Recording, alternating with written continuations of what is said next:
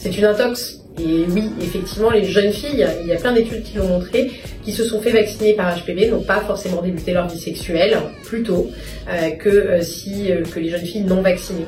En fait, finalement, adopter un comportement de prévention, c'est aussi en adopter d'autres en même temps, ça crée une conscience et donc finalement, on fait un peu plus attention après.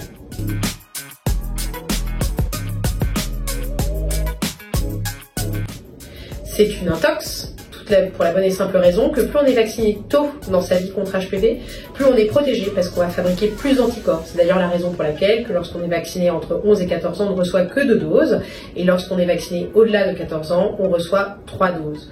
Donc globalement, bien avant le début de sa vie sexuelle, on peut se faire vacciner contre HPV, même si c'est globalement lorsqu'on débute sa vie sexuelle qu'on rencontre plus facilement le virus.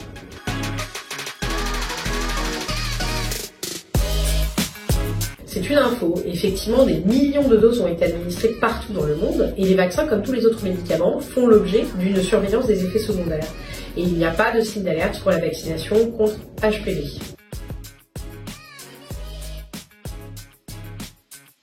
C'est également une intox.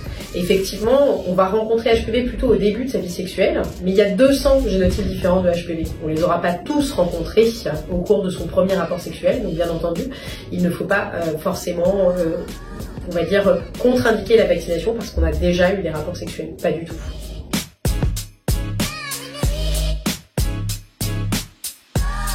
C'est une intox également. Le vaccin a l'autorisation de mise sur le marché partout dans le monde jusqu'à l'âge de 45 ans. Et donc globalement, on peut se faire vacciner.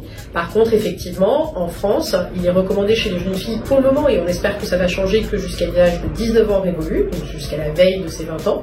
C'est-à-dire qu'il est pris en charge par l'assurance maladie. Mais par contre, on peut tout à fait continuer à se vacciner. Et chez les garçons, il est recommandé jusqu'à l'âge de 26 ans, notamment chez les hommes ayant des rapports sexuels avec les hommes. Et comme j'ai l'habitude de le dire, on ne sait pas de quoi demain sera fait. Et donc il vaut mieux prévenir et on ne vous demandera pas votre orientation sexuelle avant de vous vacciner.